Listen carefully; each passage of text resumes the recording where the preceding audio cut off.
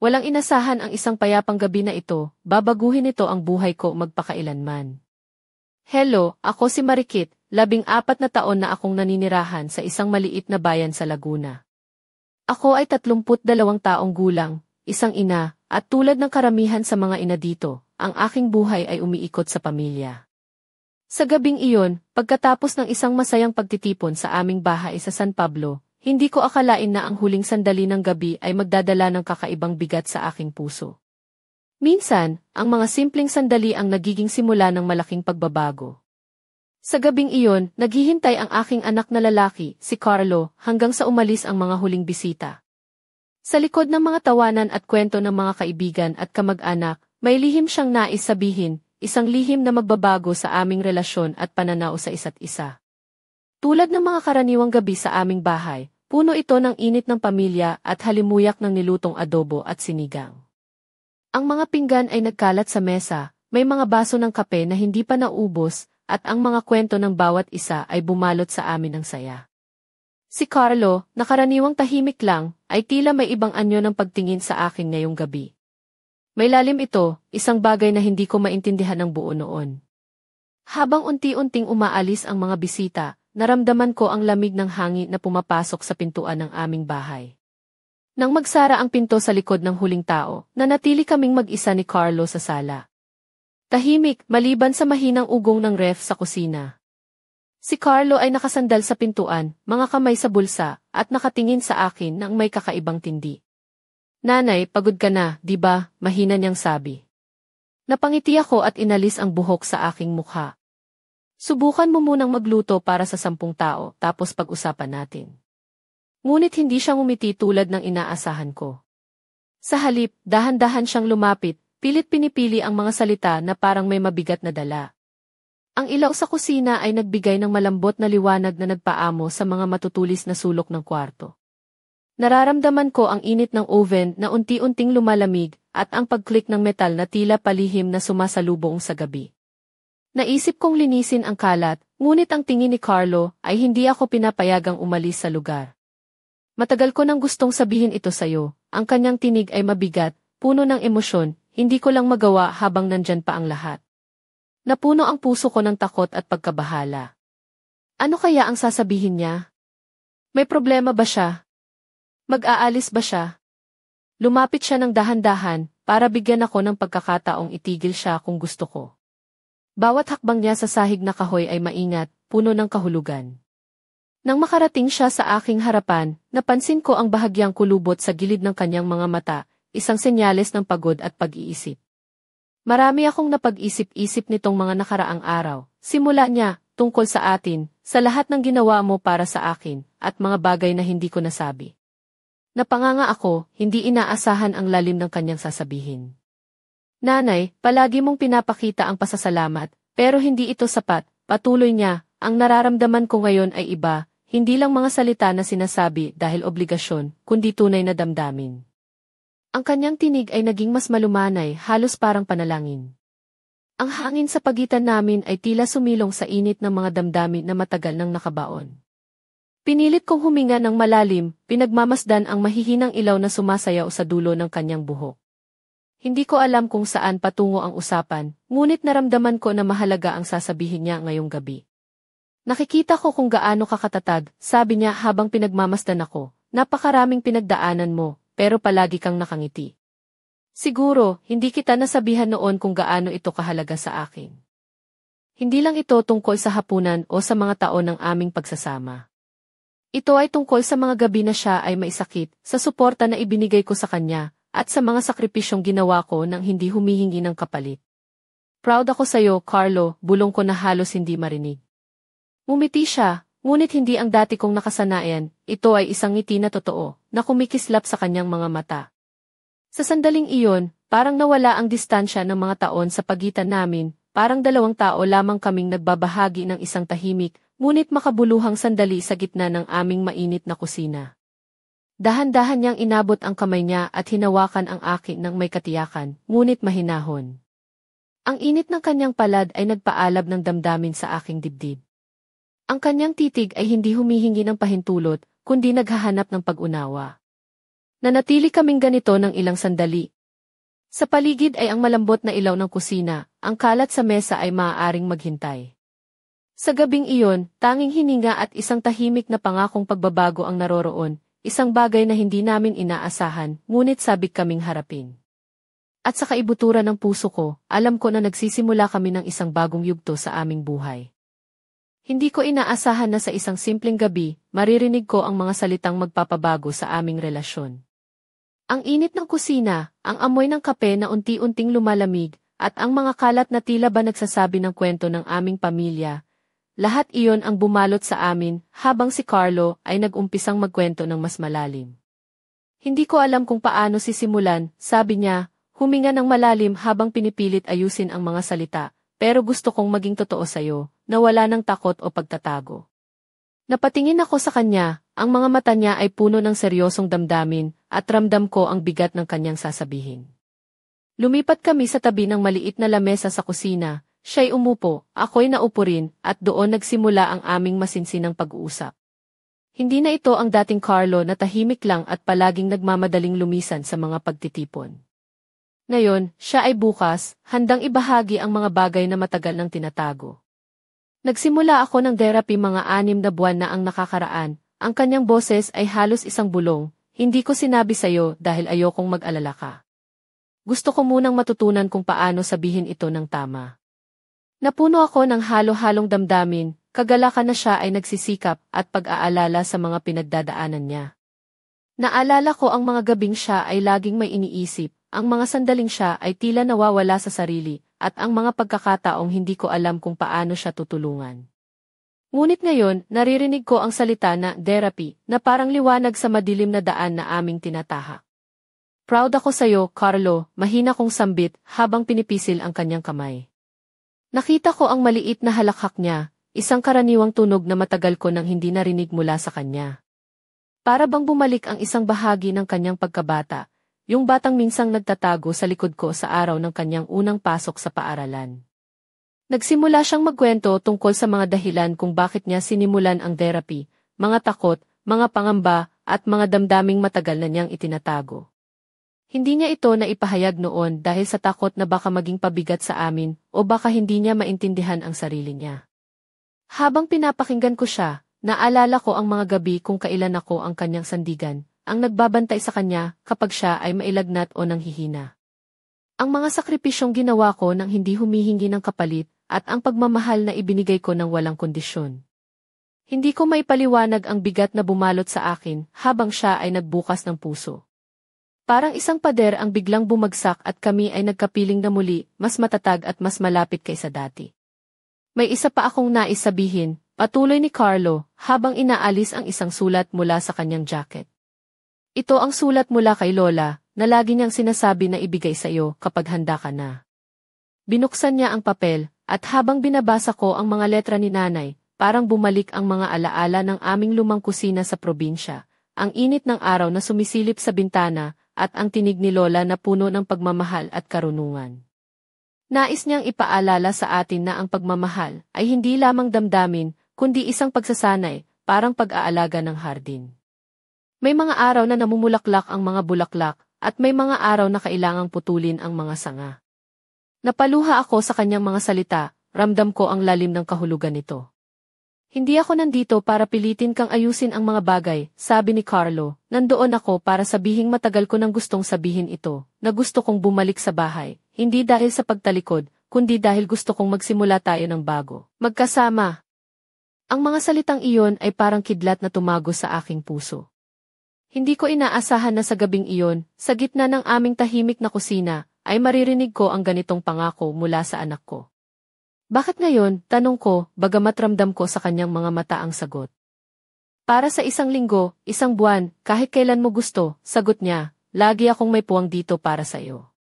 Mumiti siya, at sa ngiting iyon, nakita ko ang anak na noon ay lumaki na, handang harapin ang mundo, at higit sa lahat, handang bumalik sa pamilya. Ang gabing iyon ay nagsimula sa isang simpleng hapunan, ngunit nagtapos sa isang pangakong magpapabago sa aming buhay magmagulang at anak. Sa kabila ng mga unos na aming pinagdaanan, may pag-asa pa rin kaming muling magtagpo at magbuo ng isang mas matatag na bukas. Hindi ko alam kung ano ang susunod na mga hakbang, ngunit alam kong ito ay simula ng isang bagong kabanata, isang kabanata na puno ng pag-asa, pag-unawa at higit sa lahat, pagmamahal. Ang gabing iyon ay puno ng bigat at saya, isang sandali na hindi ko malilimutan kailanman. Habang umuusad ang aming pag-uusap ni Carlo, unti-unti kong naramdaman ang lalim ng kanyang mga iniisip at damdamin. Ngunit bago niya sabihin ang lahat ng nais niyang iparating, kailangan kong balikan ang mga pangyayaring nagdala sa amin sa puntong iyon. Ako si Marikit, isang ina mula sa bayan ng Liliw sa Laguna. Mahilig akong magluto at laging inuuna ang kapakanan ng aking pamilya. Sa loob ng 14 na taon, naging kanlungan kami ng aking mga anak, lalo na ni Carlo, na palaging tahimik ngunit puno ng iniisip. Ang aming bahay ay isang munting paraiso ng alaala, mga hapon na magkasama kami sa kusina, ang amoy na nilutong sinigang at pritong isda, at ang tawanan sa hapagkainan na nagbibigay saya sa bawat araw. Ngunit sa kabila ng mga ito, may mga bagay na hindi namin napag-usapan, mga salitang hindi nasabi, mga damdaming tinago. Sa mga nakaraang buwan, napansin ko ang pagbabago kay Carlo. Hindi na siya ganoon kasama sa mga pagtitipon, madalas siyang tahimik at tila may iniisip. Hindi ko alam kung paano sasaluhin ang mga damdamin niya dahil alam kong hindi basta-basta ang kanyang pinagdadaanan. Ang gabi ng aming pagtitipon ay isang tipikal na salo-salo ng aming pamilya at mga kaibigan sa aming bahay sa Liliw. Napuno ito ng kwentuhan, tawanan at ang mga amoy ng mga lutuing Pilipino na paborito naming lahat. Ngunit habang lumalalim ang gabi at unti-unting umaalis ang mga bisita, naramdaman ko ang kakaibang tensyon sa paligid. Si Carlo, na karaniwang kasama sa mga tawa, ay tila nagmamasid lang, hindi nakikisabay sa kasiyahan. Minsan, tumitingin siya sa akin ng mailalim na hindi ko maintindihan. Parang may gustong sabihin na hindi niya maipahayag. Nang nagsara na ang pinto sa likod ng huling bisita, nanatili kaming mag-isa sa sala. Ang tahimik na paligid ay nagbigay daan sa isang masinsinang usapan. Si Carlo ay nakasandal sa pintuan, hawak ang kanyang jacket, at nakatingin sa akin ng seryoso. Nanay, mahina niyang bati, may gusto akong sabihin sa'yo na matagal ko nang iniisip. Napahinga ako ng malalim, inihanda ang sarili upang pakinggan ang anumang sasabihin niya. Sa mga sandaling iyon, hindi ko inakala na ang mga salitang ilalabas niya ay magdadala ng bagong pag-asa at pagbabago sa aming buhay. Ngunit bago iyon, kailangan kong maintindihan kung ano ang nag-udyok sa kanya na harapin ang mga ito ngayon. Lumapit siya sa akin ng dahan-dahan, ang mga mata niya ay puno ng emosyon. Matagal na akong nagdadalawang isip kung paano sasabihin ito, ani niya, pero ngayon lang ako handa. Napuno ako ng kuryosidad at kaba. Ano kaya ang mga lihim na matagal niyang itinatago?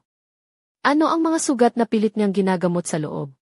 Hindi ko sinabi sa'yo dati, sambit niya, pero nagsimula akong mag-therapy mga 6 na buwan na ang nakalipas. Ang mga salitang iyon ay parang kidlat na nagdulot ng liwanag sa madilim na bahagi ng aking isipan. Hindi ko inakala na ganoon siya katapang na harapin ang kanyang mga pinagdadaanan. Habang siya ay nagsasalita, naalala ko ang mga gabing siya ay maisakit at ako ang nag-aalaga. Ang mga gabi na puno ng pag-aalala at pag-asa.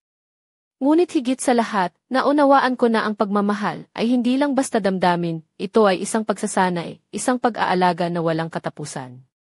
Proud ako sa'yo, Carlo, bulong ko na may kasamang luha, at nandito ako palagi para sa'yo. Sa gabing iyon, sa maliit naming kusina sa Liliw, nagsimula ang isang bagong yugto sa aming buhay, isang yugto na puno ng pag-asa, pag-unawa, at pagmamahalan na hindi matitinag.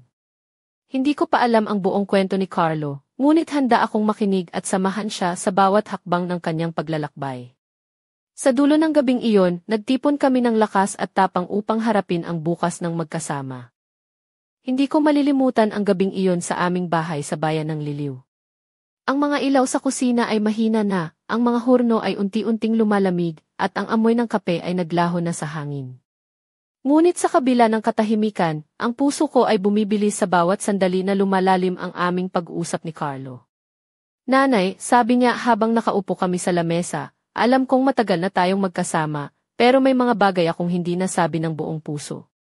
Tiningnan ko siya ng may pag-aalala at pag-aasam. Hindi ko alam kung ano ang kanyang sasabihin, ngunit ramdam ko na mahalaga ito.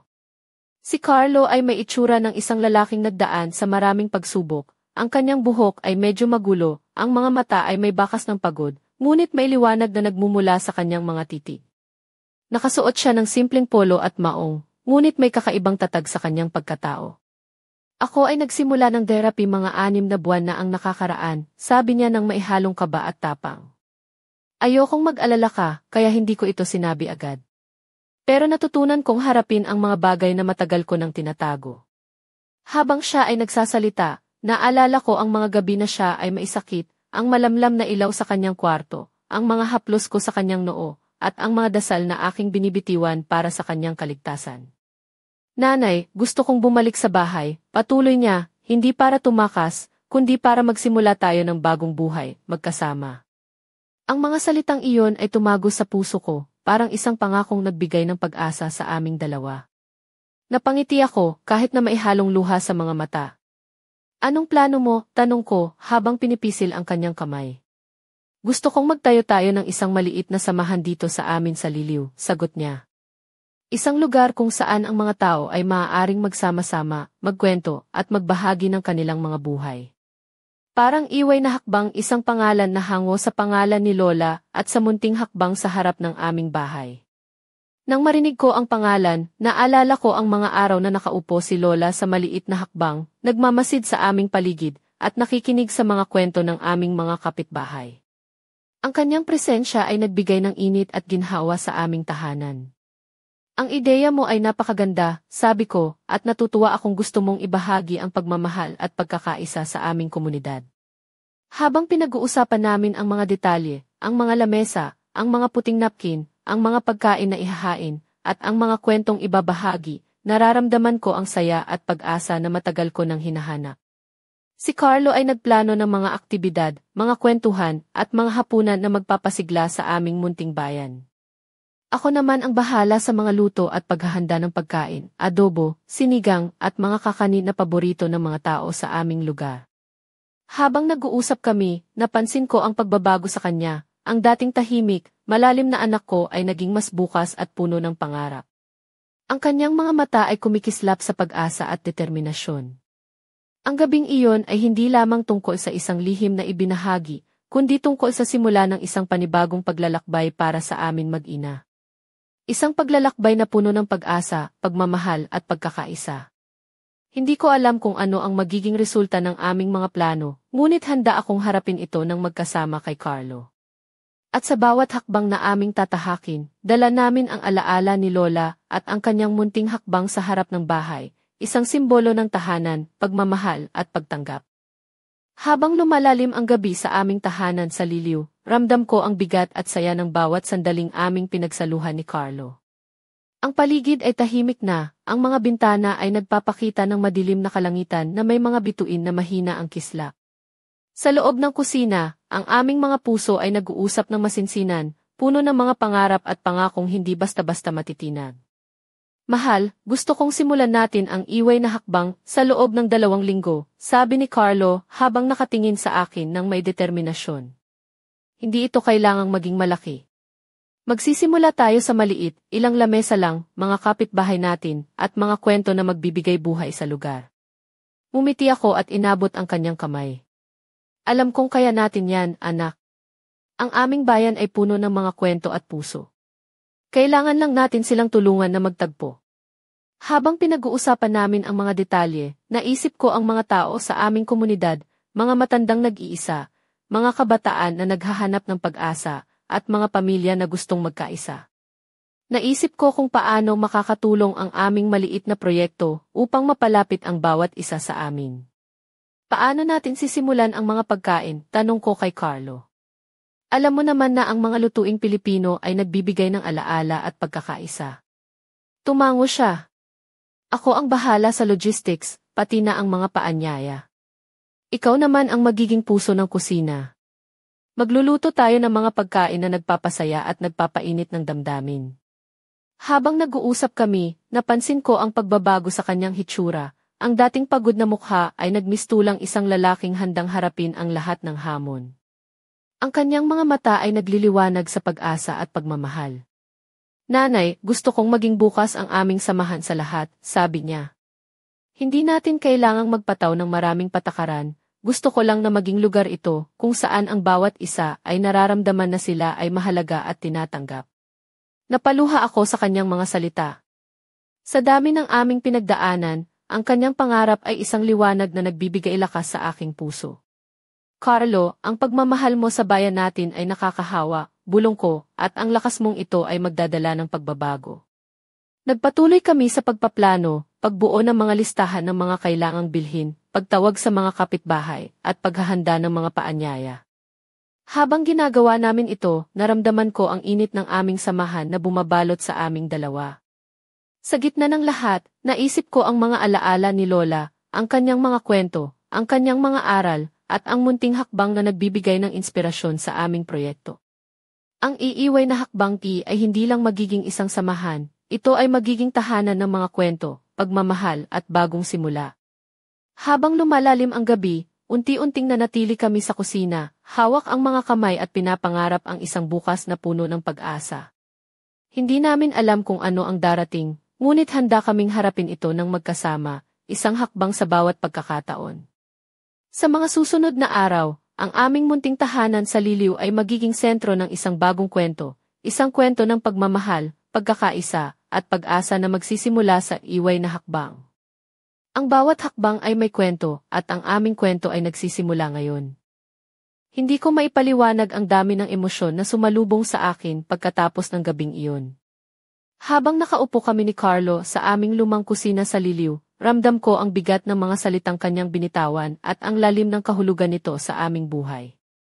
Hindi ko inaasahan na ang gabing iyon ang magiging simula ng isang bagong yugto, hindi lang para sa kanya kundi para rin sa akin. Habang pinagmamasdan ko siya, naalala ko ang mga taon ng pagsasakripisyo, ang mga gabing ginugol ko sa pag-aalaga sa kanya, ang mga hapunan na inihanda ko ng may pagmamahal, at ang mga pagkakataong itinago ko ang aking pagod para lang maging matatag sa kanyang harapan. Ngunit sa kabila ng lahat ng iyon, hindi ko naisip na may mga bagay siyang pinagdadaanan na hindi ko alam. Nang sabihin niya na nagsimula siyang mag-therapy, napuno ako ng halo-halong damdamin, pag-aalala, pag-asa, at pag-unawa.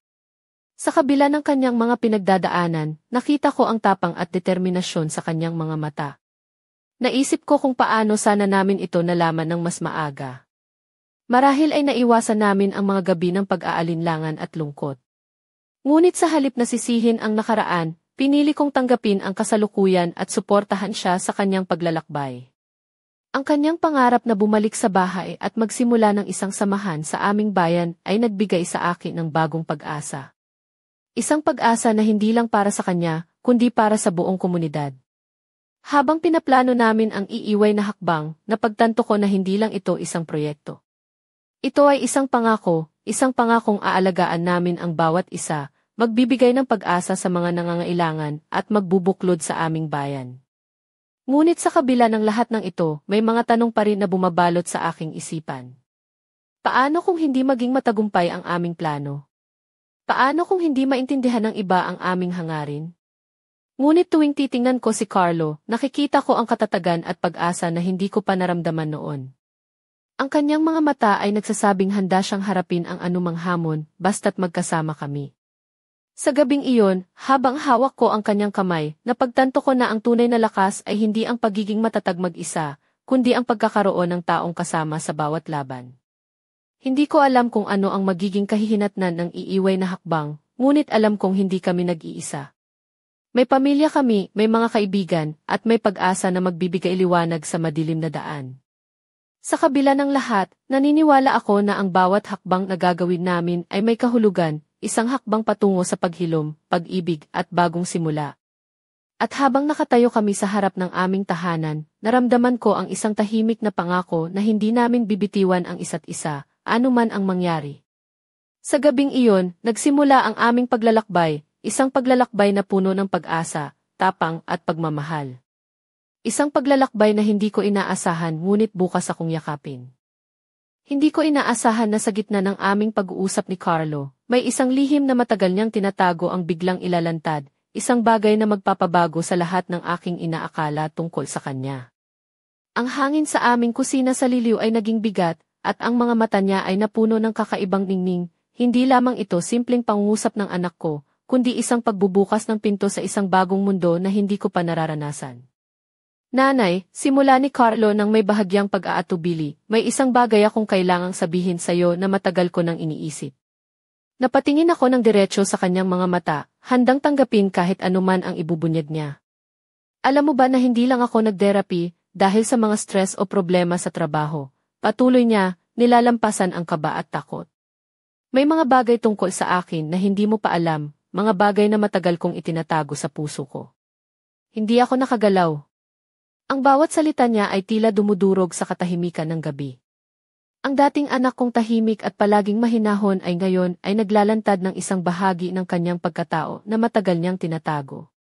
Nanay, matagal na akong nagdadalawang isip kung paano ito sasabihin, Anya, pero kailangan mo itong malaman, kailangan kong maging totoo sa sarili ko at sayo. Sa mga sandaling iyon, ramdam ko ang bigat ng kanyang mga luha na pilit niyang pinipigil. Ang kanyang mga kamay ay nanginginig habang hawak ang aking palad. Hindi ako lang anak mo, ako rin ay isang taong may sariling laban na kailangang harapin. May mga bahagi ng aking pagkatao na hindi mo pa nakikita, ang mga salitang iyon ay bumalot sa akin ng takot at pagkabigla. Hindi ko alam kung paano tatanggapin ito ng ibang tao, pero sana ikaw ang unang makakaintindi. Ang aking mundo ay tila lumingon ng paurong. Ang mga taon ng pagmamahal, sakripisyo, at pag-aalaga ay parang may bagong kahulugan. Ngunit sa kabila ng lahat, ang aking puso ay bukas, box para sa anak kong matagal nang nagtatago ng kanyang tunay na sarili. Carlo, bulong ko ng may luha sa mga mata, ano man ang sabihin mo, mahal kita. At nandito ako para sa'yo, palagi. Ngunit hindi pa doon nagtatapos ang gabi. May mga susunod pang mga salitang bumukas ng mas malalim na pintuan. Gusto kong bumalik sa liliw hindi lamang para sa atin, kundi para maging totoo ako, para ipakita ang buong sarili ko sa mundo. Ang mga salitang iyon ay nagbigay ng bagong liwanag at takot sa parehong oras. Hindi ko alam kung ano ang kahihinatnan nito, ngunit alam kong ang buhay namin ay hindi na magiging katulad ng dati. Sa harap ng malamlam na ilaw, habang hawak ang kanyang kamay, naramdaman ko ang isang malakas na pangakong hindi kami mag-iisa sa laban na ito. Ang gabi ay nagmistulang isang panibagong simula, isang simula na puno ng hamon, katotohanan, at higit sa lahat, pagmamahal na walang hanggan. Hindi ko alam kung paano haharapin ang mga susunod na araw, ngunit handa akong samahan si Carlo sa bawat hakbang ng kanyang paglalakbay, kahit ano paman ang mangyari. Ang hangin sa aming kusina ay tila tumigil sa pag-ikot ng ilabas ni Carlo, ang isang lihim na matagal na niyang iniingat. Ang mga mata niya ay nagningning sa kakaibang tapang na bihira kong makita sa kanya, at ang bawat salita ay bumagsak sa akin na parang kidlat sa madilim na langit ng aming buhay. Nanay, ani niya, may isang bahagi ng aking pagkatao na hindi mo pa lubos na naunawaan. Napatingin ako sa kanya ng buong puso, handang harapin kahit anong ibubunyag niya. Hindi ko na kayang itago pa ito, patuloy niya habang hinahaplos ang aking kamay ng may pag-aalangan. Ako ay iba sa mga inaakala mo. Hindi lang ako anak mo, ako rin ay isang taong may sariling laban na kailangang harapin. Ang mga salitang iyon ay nagdulot ng isang kakaibang katahimikan sa aming paligid. Para bang ang lahat ng ingay sa mundo ay biglang nawala, naiwang kami lamang, dalawa, mag-ina, na nagtatagpo sa isang sandali ng katotohanan. Nanay, matagal na akong nagdadalawang isip kung paano ito sasabihin, sambit niya, pero ngayon gusto kong maging tapat sa'yo. Ako ay tumatanggap ako sa sarili ko bilang isang taong may ibang pagkakakilanlan. Hindi ko maintindihan kaagad, ngunit ramdam ko ang lalim ng kanyang sinabi, ang tapang na kinailangan upang buksan ang bahaging ito ng kanyang buhay. Hindi ito madali para sa akin, Anya, pero sa therapy, natutunan kong mahalin ang sarili ko ng buo. At gusto ko ring mahalin mo ako ng ganito. Hindi ko maiwasang mapaluha. Matagal na akong nag-alala sa kanyang kalagayan, ngunit ngayon, ang kanyang katotohanan ay nagbigay ng bagong liwanag sa aming samahan. Ano man ang iyong sabihin, Carlo, bulong ko ng mailuha sa mga mata, mahal kita, at narito ako para sa iyo, palagi. Ngunit hindi doon nagtatapos ang gabi. Inilabas niya ang mga plano niyang itatag ang iway na hakbang bilang isang lugar kung saan siya, at ang iba pang tulad niya ay maaaring maging totoo, isang komunidad ng pagtanggap at pagmamahal. Gusto kong simulan ang isang maliit na samahan dito sa Liliw, paliwanag niya, isang lugar kung saan ang bawat tao ay malayang magbahagi ng kanilang mga kwento, kasama ang mga kagaya kong hindi palaging naunawaan. Ang kanyang mga salita ay nagbigay sa akin ng bagong pag-asa at lakas. Ang proyekto ay hindi lamang para sa amin mag-ina, kundi para sa buong komunidad na naghahanap ng pag-unawa at pagtanggap. Habang nag-uusap kami, naramdaman ko ang bigat ng responsibilidad na nakaatang sa aming mga balikat, ngunit higit sa lahat, ang lakas ng pagmamahal na naguhubog ng aming kinabukasan. Ang gabi ay naging saksi sa isang pagbubukas ng puso, ng isip, at ng bagong yugto sa aming buhay bilang mag-ina at bilang bahagi ng isang mas malawak na komunidad. Hindi ko pa alam ang magiging kahihinatnan, ngunit handa akong harapin ito ng magkasama kay Carlo, sabay kaming tatahak sa landas ng katotohanan at pagmamahal. Sa bawat hakbang ng iway na hakbang, dala namin ang pangarap ng isang tahanan na bukas sa lahat, isang tahanan kung saan walang pinipiling pagkakaiba, isang tahanan na puno ng pag-asa at tunay na pagtanggap. Ang gabi sa aming bahay sa Liliw ay naging isang entablado ng pinakamalalim na emosyon at matinding pangako. Hindi ko maipaliwanag kung paano ang isang simpleng pag-uusap ay naging isang bagyong nagpaigting ng tibok ng puso, isang bagyong hindi ko inaasahan, ngunit ramdam kong kailangan naming harapin. Si Carlo, na dati kong kilala bilang tahimik na anak na may ngiting mahirap maintindihan, ay nagbukas ng isang bahagi ng kanyang pagkatao na parang apoy na naglalagablab sa dilim ng gabi. Ang kanyang tapang ay naging apoy na nagliyab sa aming mga puso, pinapainit ang malamig na sulok ng aming tahanan. Nanay, ang kanyang tinig ay puno ng lalim, ang pagbubukas ko sa iyo ng aking tunay na sarili ay hindi madali. Ito ay isang laban na matagal ko nang kinaharap, ngunit ngayon, handa na akong ipakita sa mundo kung sino talaga ako. Ang mga salita niya ay parang kidlat na sumuntok sa katahimikan, nagbigay liwanag sa mga lihim na matagal nang nakatago sa dilim. Ang iway na hakbang ay hindi lang isang proyekto, ito ay isang revolusyon ng puso, isang pagtanggap sa lahat ng anyo ng pagkatao. Habang pinagmamasdan ko siya, nakita ko ang isang lalaking puno ng tapang at pag-asa. Ang kanyang mga mata ay nagliliwanag, hindi dahil sa takot, kundi dahil sa katapangan na harapin ang hamon ng buhay ng buong puso. Ang aming munting kusina ay naging saksing tahimik sa mga pangakong ginawa namin, pangakong hindi kami susuko, pangakong aalagaan namin ang bawat isa, at pangakong ipaglalaban namin ang pag-ibig na walang kondisyon. Hindi ko maiwasang mag-isip kung paano kami haharap sa mga susunod na araw. Ang mundo ay puno ng pagsubok, at ang aming munting bayan ay may mga taong hindi agad makakaintindi ng aming mga pangarap. Ngunit sa kabila ng lahat, ang aming determinasyon ay naging sandigan namin. Ang iway na hakbang ay naging simbolo ng pag-asa, isang lugar kung saan ang bawat tao ay maaaring maging totoo, kung saan ang bawat kwento ay mahalaga, at kung saan ang bawat puso ay may tahanan. Ang mga plano ay lumawak, mga hapunan na puno ng kwento, mga gabi ng musika at tawa, at mga araw na puno ng pagtutulungan. Ang aming munting bayan ay unti-unting nagiging sentro ng pagbabago. Habang hawak ko ang kamay ni Carlo, ramdam ko ang lakas na nagmumula sa aming pagkakaisa. Ang aming mga puso ay nagsanib upang harapin ang anumang unos na darating. Ang gabi ay nagtapos sa isang mapanlinlang na katahimikan, isang katahimikan na puno ng pangako at pag-asa, ngunit may taglay ding misteryo. Hindi namin alam kung ano ang naghihintay sa amin sa hinaharap, ngunit handa kaming harapin ito ng magkasama.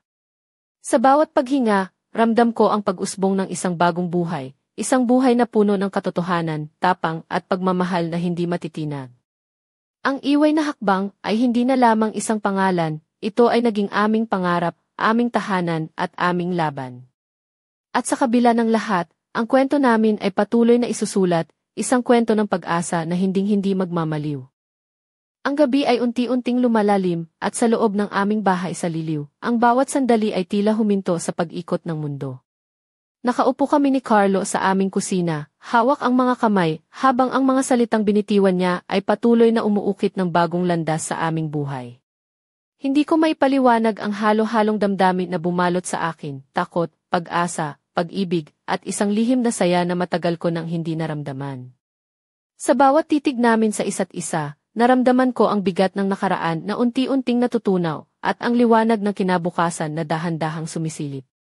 Nanay, sabi ni Carlo, alam kong hindi madali ang lahat ng ito. Pero gusto kong simulan natin ang isang bagay na hindi lang para sa atin, kundi para sa lahat ng nangangailangan ng tahanan, ng pagtanggap. Ang mga salitang iyon ay parang musika sa aking mga tenga, isang panibagong awit ng pag-asa na sumasalamin sa aming mga puso. Ipinagmamasdan ko siya, ang anak na lalaki na lumaki sa aking mga bisig, ang lalaking ngayon ay puno ng tapang at pangarap. Ang kanyang mga mata ay kumikislap sa liwanag ng mga kandila na nakapaligid sa amin, at ang kanyang ngiti ay nagbigay init sa malamig na gabi. Gusto kong tawagin nating iway na hakbang ang aming samahan, ani niya, mula sa munting hakbang ni Lola sa harap ng bahay, na siyang naging saksi sa aming mga kwento at tagumpay. Napangiti ako, at sa isang iglap, naramdaman ko ang bigat ng mga taon na napalitan ng pag-asa at bagong simula. Anak, simula ngayon, hindi na tayo magtatago ng mga lihim o takot, sagot ko ng may katatagan. Magsisimula tayo ng isang tahanan na bukas sa lahat, puno ng pagmamahal, pagkakaunawaan at katotohanan. Habang pinaplano namin ang mga susunod na hakbang, naramdaman ko ang isang kakaibang lakas na bumabalot sa amin, isang lakas na nagmumula sa aming pagkakaisa at pagmamahal. Ngunit sa kabila ng lahat ng ito, may isang tanong na patuloy na bumabagabag sa aking isipan. Ano kaya ang mga pagsubok na darating at paano namin haharapin ang mga ito? Ang sagot ay nasa aming mga puso, isang pangakong hindi kami susuko, isang pangakong magtatagumpay kami ng magkasama. At habang ang gabi ay unti-unting nawawala sa liwanag ng bagong umaga, alam kong ang aming kwento ay magsisimula lamang, isang kwento ng pag-asa, tapang, at walang katapusang pagmamahal sa gitna ng mga pagsubok. Ang iway na hakbang ay magiging aming tahanan, aming pangarap at aming buhay. At sa bawat hakbang na aming gagawin, kasama mo ako, hindi lang bilang anak ko, kundi bilang kasama sa paglalakbay ng buhay na puno ng katotohanan at pagmamahal. Ang kwento namin ay hindi matatapos dito. Ito ay isang simula na hinding-hindi mawawala sa puso't isipan ng bayan ng Liliw, at ng bawat taong may pusong handang magmahal at tanggapin.